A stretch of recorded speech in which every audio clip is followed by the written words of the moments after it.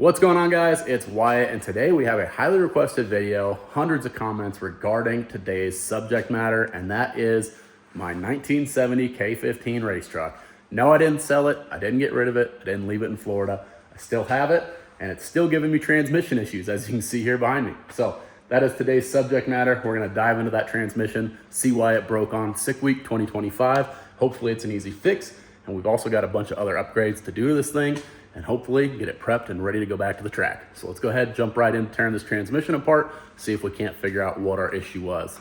For those of you who don't know, this truck runs a 4L80E transmission, and this thing is great when it wants to work, but it all too often doesn't. And unfortunately, on Sickweek 2025, we were having a problem with this thing puking all kinds of transmission fluid out of the vent, as well as a more concerning issue where it did not want to build line pressure. Once you started the truck, you have to rev it up quite a ways for it to start sucking up fluid and build line pressure for the transmission to function correctly. Now, once it finally built line pressure, it would hold it no problem, and it would hold all the power. We even made a pass at Sickweek, and it went like an 8-second pass, and it held the power no problem, but it was still pushing a bunch of fluid out of the vent tube, and every time you went to start it, it had this kind of weird cavitation issue. So we're gonna go ahead, dig into this thing, see if we can't figure that out. We're gonna start with just pulling the pump out of it. Hopefully it's something up here in the front of the transmission. I can't imagine it would be anywhere else, and if we can't find something there, we will tear into this thing further and see if there's not some other issue with this transmission.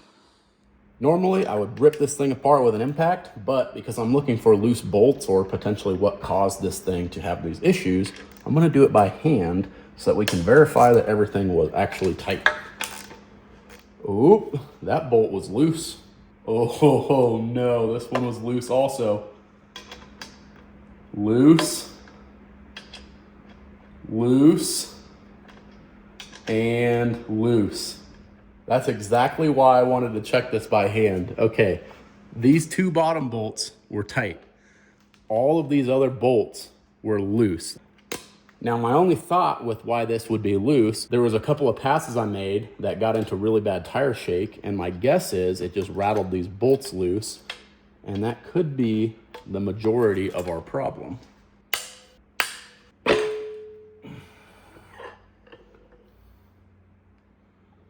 So if we take a look at the pump here on the bench and we go ahead and turn this guy over, you can see that here is our suction for the pump. And this is what sucks down through the case, into the pan, through the filter, and sucks up fluid.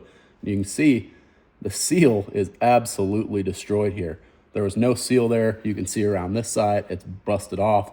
So this here is our culprit of why it did not want to build line pressure without revving it up. Once it got fluid moving through here, it was no problem. But without that fluid there, this was not nearly tight enough of a seal, and it just wouldn't pull any fluid up. The other part of our issue with this thing spraying fluid out of the vent hose is because of this guy right here. Now, obviously, you'd have a gasket that comes around and seals all of this nicely, and this hole right here corresponds with this hole right here in the case, which goes to our vent. That just comes right out here, goes to a little tube, and goes down to our catch can. Nothing fancy about it. But when this isn't being sealed off, you've got a whole bunch of fluid being sprayed all in this area. And if this is open and not sealed off, my guess is that all of that spraying fluid in this area made its way up into our vent tube and then out of the transmission. So before moving on to tearing the pump apart and getting it cleaned up, I'm going to pull the valve body out of this thing real quick as I pulled the pan off. And there was a bit of schmoo in here. I'm assuming that's just the old ground up gasket. So I'm gonna pull the valve body off real quick just to make sure there's not much trash trapped in this thing.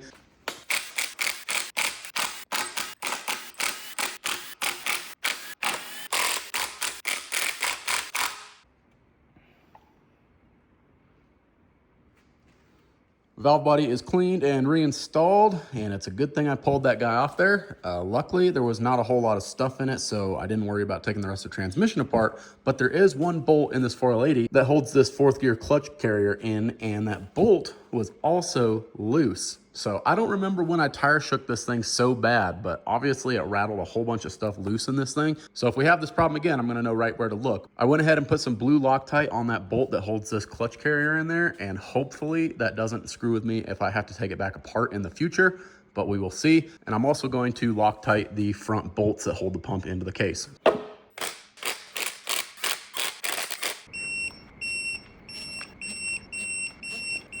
And with that, I'm ready to put the transmission back in the truck. We're gonna throw the pan on it. I got it cleaned up and ready to go on. The only thing we're waiting on is a new filter setup to show up, which will be here in a couple of days, but that's something we can do once it's back in the truck. So I figure while I got some time tonight, we'll get it reassembled, thrown back in there, and then hopefully when that shows up, we'll fill it with fluid and be able to verify that this fixed all of our issues.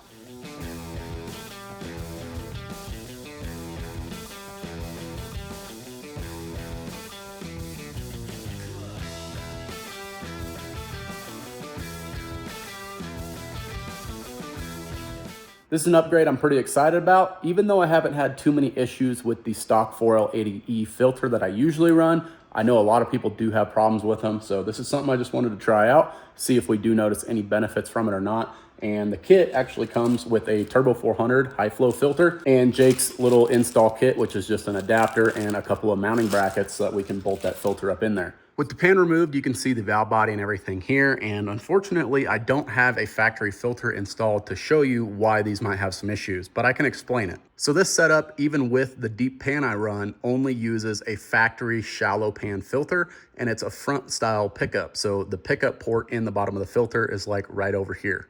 Now, inherently, there's nothing wrong with that design, but as you start pushing these things harder and harder and you're launching harder, that fluid will run away from the factory pickup on the filter and it will cause cavitation.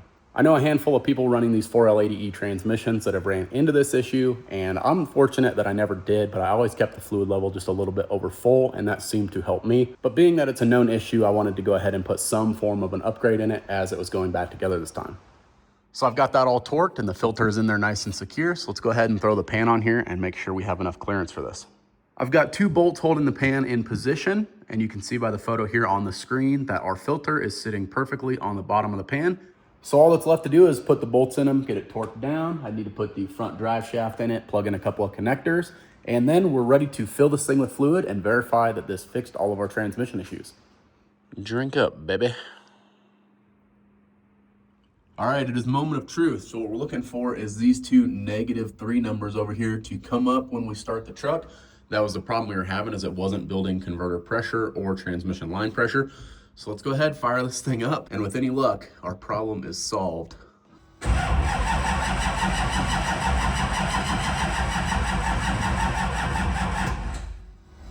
And she's a little dead.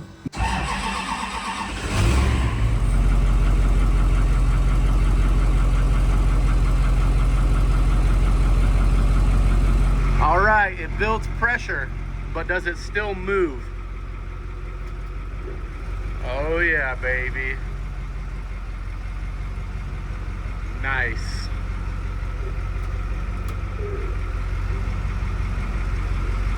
Frickin' A, I think we did it. It's been a couple of seconds for you, but it's been a couple of weeks since I worked on the truck last. I want to give a huge shout out to Tyler and Callista on their beautiful wedding. I'm so glad I was able to come out and celebrate with you guys. And in the meantime, I've been accumulating some more parts because we still have a long list of stuff to do on this race truck. And the next item on that list is one that I've been meaning to do forever. And I think it gets overlooked by so many people when building a race car and looking for weight savings, and genuinely people just not knowing that there's so much innovation in battery technology for their race cars. And that's why I'm super excited to be working with my friends over at Excess Power to show you some of those innovations and what their products can do to better your race program. One of the advantages I'm looking forward to the most is the weight savings by getting rid of the lead acid battery in the truck and the 4-aught battery cable that I currently have in there to power this big old diesel. And we're gonna be replacing it with one of Excess Power's Titan 8 lithium batteries. This thing is absolutely stacked with power and performance in mind. And the biggest thing is just how light this battery is, weighing in at just 9 pounds. Battery cables and the lead acid battery and mount have been removed from the truck. And guys, I cannot believe I've been lugging around this stuff for so long. I forgot just how heavy this 4-aught cable is, and I know there's gonna be a huge amount of weight savings with this new setup. So I've got the scale out. We're gonna go ahead and measure both setups in their entirety, and then we're gonna see just how much weight we're getting rid of by ditching all of this old antique stuff and replacing it with this beautiful new stuff. I moved the scale to the ground so we get a more accurate reading. First up, we're gonna measure our lead acid battery with the mount from the truck. So let's go ahead and see what we weigh. Oh my God, okay, 42.6 pounds for the lead acid battery and the mount from the truck. That is freaking ridiculous. Stupid heavy. Okay, 42.6 for that. And the battery cables from the truck. This is the positive and ground and the starter lead. And we are at 22, hold on, it reset, 22 pounds. 22.3 pounds for the battery cable. I saw it there, it was 22.3, I'm gonna call it. So what is that, close to 65 pounds? I'll put it over here. 65 freaking pounds for this old battery setup. That is absolutely insane. Okay, next up, we're gonna measure our Titan 8 battery and our 1-aught battery cable. So we've got our Titan 8 with the battery mount on it, just like we measured the lead acid with. Fire the scale back up here. Come on now. All right, Titan 8 battery with the mount, 11 freaking pounds. That is insane. So right there, what is that, 30 pounds something already just in battery savings? 11 pounds on the battery, and our battery cable, which is not cut to length yet. We're gonna take some length off this, and we are looking at, so light, it won't even measure it. That's crazy. Okay, let's try this again. Try this another way. Battery on, 11 pounds plus the battery cable. That's not right. Okay, come on. 17.9 pounds. So that's what, like 6.9 pounds for the battery cable? That is crazy. Guys, I knew the weight savings was gonna be big getting rid of this battery, but holy crap, I was not expecting 47 freaking pounds, and we're still gonna be even lighter. Like I said, I haven't cut this battery cable to length yet. Probably only gonna use about half the length of this. So what, almost 50 pounds weight savings between this new setup and the old setup? That's absolutely crazy. And that's just one of the advantages to these Titan 8 batteries. I haven't even shown you guys the performance advantage of going with something like this from Excess Power. So let's go ahead, get this thing mounted in the truck, get these battery cables finished up, and see just what kind of a difference this little guy can make. It only took 1,000 zip ties and a whole day's worth of work, but we have the new battery mounted here in the race truck. Turned out freaking awesome. Nice and solid mount there. We got our new battery cables done. They ended up being about half the total length of wire I ordered, so we could safely say another 3 to 4 pounds worth of weight savings by how much we trimmed those down, which puts us right at 50 pounds total weight savings of upgrading our battery on the truck, which is absolutely huge weight savings for such a simple upgrade. The first comparison I want to make with the two batteries is the cranking RPM test. So what we're going to do is just crank the engine up and see what that cranking RPM is and see if there's an advantage going to the lithium battery from XS. So you can see up here at the top right corner our RPM. So we're just going to go ahead and crank this thing up and see what that RPM is.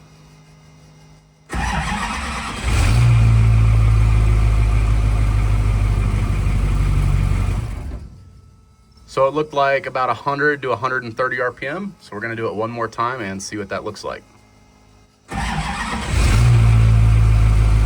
And on our second test, again, it looked about 130 RPM or so. And on this one, I went ahead and unplugged the injectors. We're gonna crank the engine over and just see what that RPM is at a little bit more of an extended time. So let's go ahead and crank it over. And on our third test, we had about 140 cranking RPM with the lead acid battery. So now let's go ahead, jump over to the Titan 8 and see what our readings are with that. And this test is gonna be with the Titan 8 installed, ready to go. So let's go ahead, click the ignition on. This is with our injectors unplugged, and let's see what that RPM looks like. I get a feeling it's gonna be a lot better. All right, let's see. Oh, dude, 190 RPM, that's wild. That's like what? 50 RPM increase, and it just sounds a lot more rowdy with that battery. That is so freaking cool. All right, one more time. 190 RPM. That is sick. I'm gonna plug the injectors in real quick and let's see what it looks like with those. Injectors are plugged in, and let's fire this thing up. Oh, hell yeah. All right, let's try it one more time. That was too easy.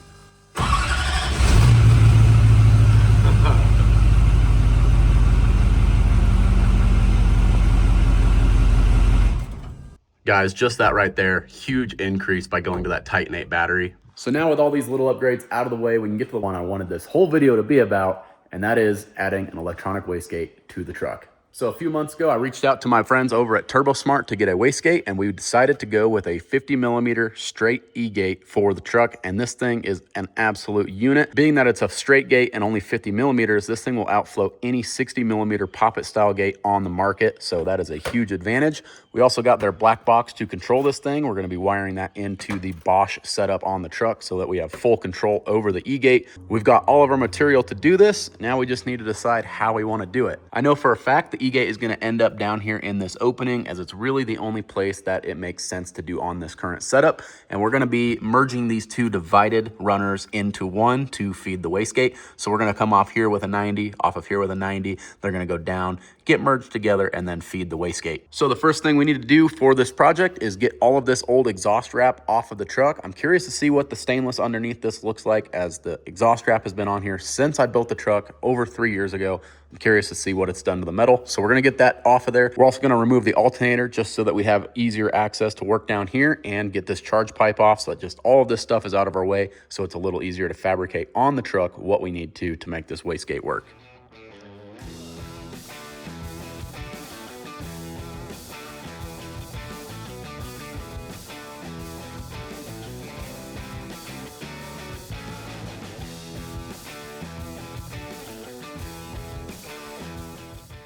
I went ahead and removed the grill as well to give us some more room to work on our wastegate dump deal over here. And to my surprise, this turbo manifold is actually in pretty good shape. It's definitely stained from that exhaust heat wrap, but it's not rotted out, it's not rusted. It actually looks quite a bit better than I was expecting. So that's a big win. So now I'm just waiting for Hayden to get here, and we're gonna start working on the fabrication for this wastegate dump. I figure he has a little bit more experience with that, so have him come over. We're gonna knock that guy out. And in the meantime, I'm going to work on wiring in the turbo speed sensor, which is another thing I've been meaning to do for a long time. And it's especially important now to make sure that we can keep our new turbo alive. And that turbo is a badass unit from Stainless Diesel. It is a GT55 based billet center section ball bearing unit. It's an 88 millimeter, and it is a freaking tank, and should be more than capable of making enough power to blow this poor Duramax up. So all this data is gonna help us keep this turbo alive, keep the engine alive, and make everything a lot happier.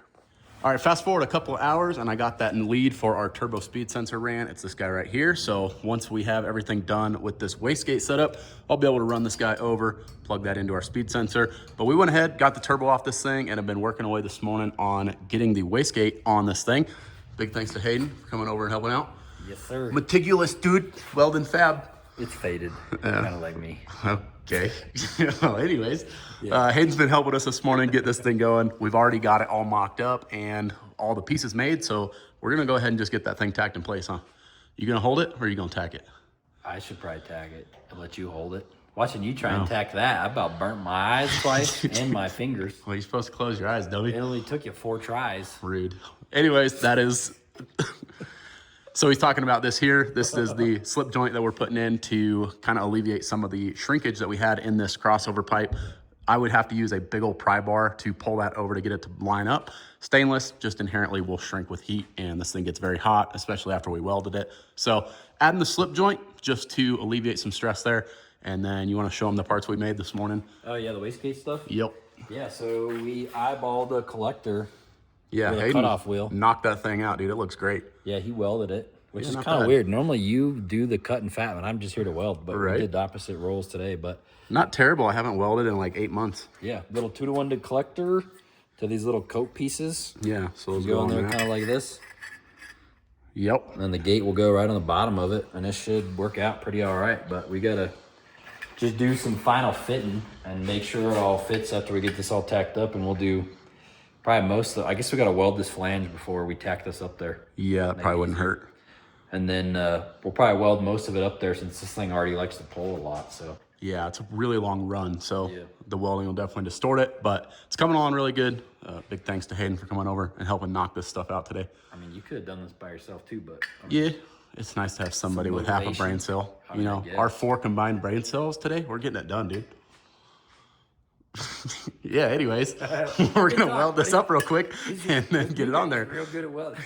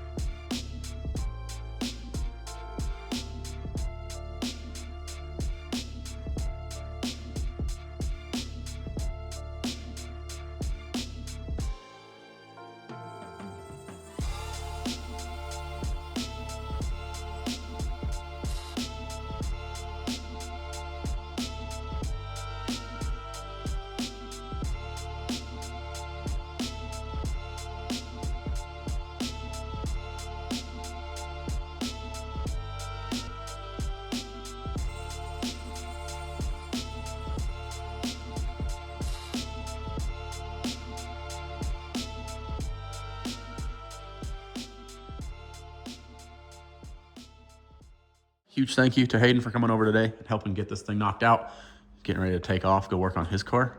Maybe, yeah. Yeah, you need to get ready, dude. We got 1 week. Testing tuners. Testing tuners. It's gonna be, I don't know, have we ever had both of our cars done to go test and tune with? I don't think Never we ever once. have. They've Not never one been on a time. track together. Even back in the Honda days. Yep. I built something and then all my stuff broke, and then you built something and then yours broke and then I built something. Yep. But then now, yeah. It'll be cool to see them together. So that is right. Hopefully, well, fingers crossed, next weekend. Well, it's shit. It's probably a month past next weekend by now, by the time you're seeing this video. But we're going to go race this truck at some point, hopefully with Hayden. Yeah. Show this dude what the taillights look like Please. as I back it out of the trailer. It's about the only time. I'll give you the hit and then I can't even say nothing. I got to see if mine's even going to hold the head down. You have to see me out in front of you turn it into a whole water fountain. No. It's going to look like we're at Waterworld going down the track. That's how it was the last 2 times, so Frick, hopefully dude. we'll fix it. But Yep. it'll be fun though. I'll get to go shake the cars down and go hang out. Yeah, it'll be a good time, man. Appreciate your help, sir. Yes, sir. Thank you. Yeah. Good luck tonight on your stuff. Yeah, And, let's see if I got any damn motivation. Yeah, I feel you. Hopefully we get this thing together. Yeah. Get that back on. Let me Go know how race. it goes. Hopefully that thing still fits. Probably not. I was gonna say it's my cue to leave.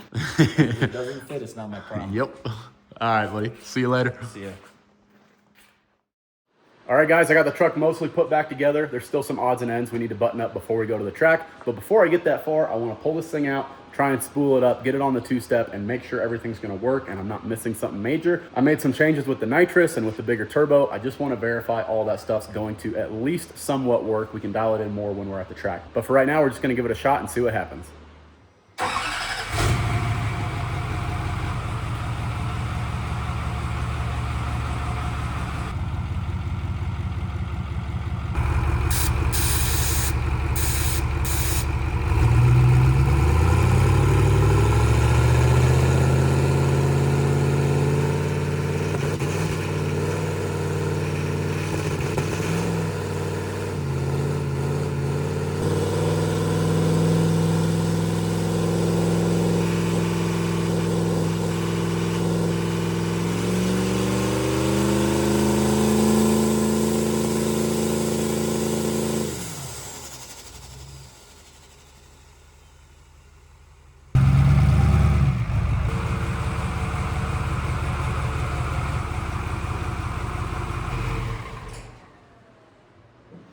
All right, guys, first spool up test.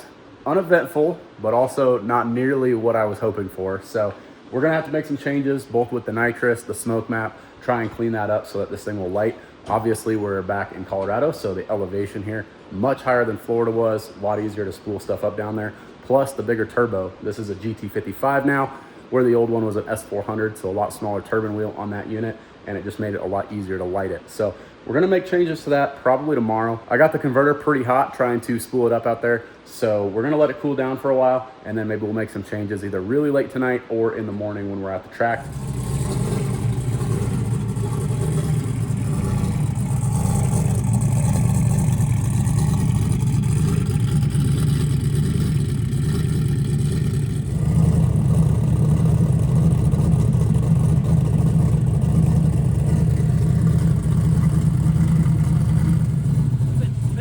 This thing used to be so clean. What happened?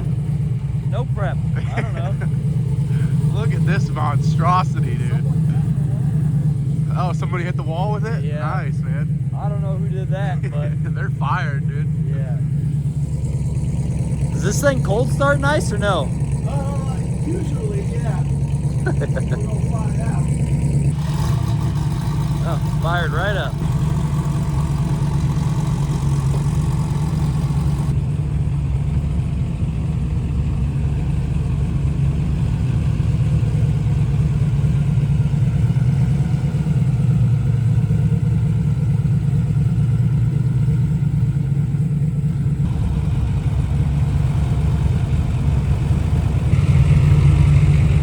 Damn thing starts better than the tow rig does. I was gonna say it fired right up. Man, this thing sure does look ugly next to that thing.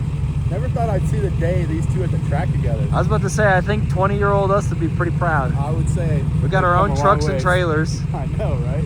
and race cars, race trucks. Man, what a sight to behold. It's only taken us 10 years. Yeah, or more. Or more. All right, guys, Hayden's coming up for his first pass of the day. Let's see what this thing will do.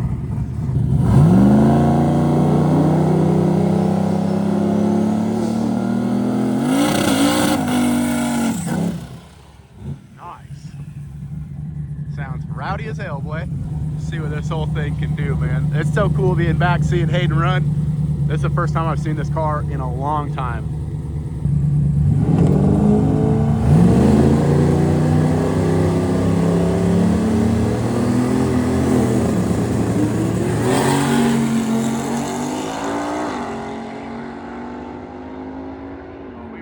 Baby, we riding. Nice. No water on the track even. Look at that. Rolls to a 1044 at 85.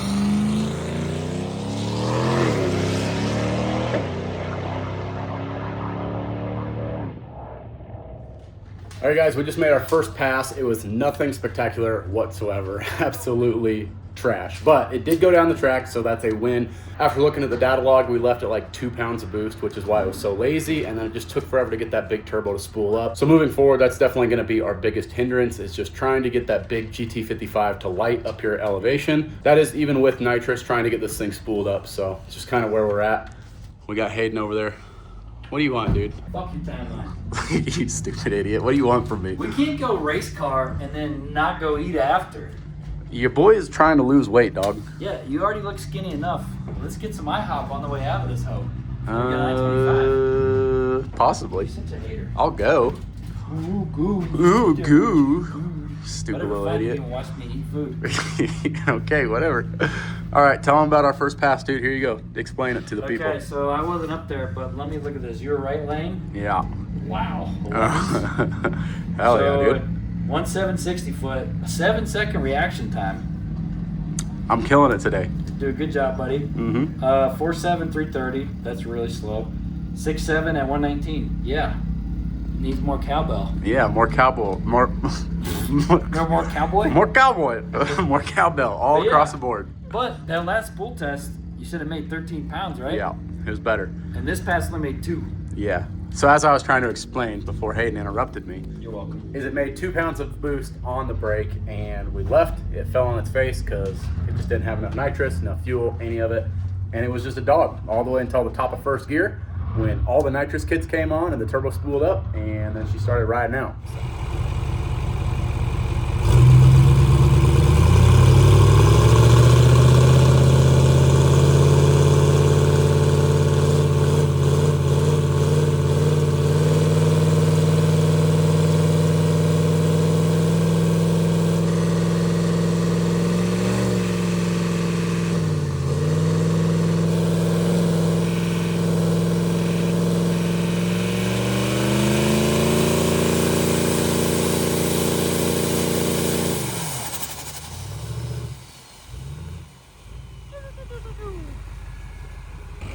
What did it make?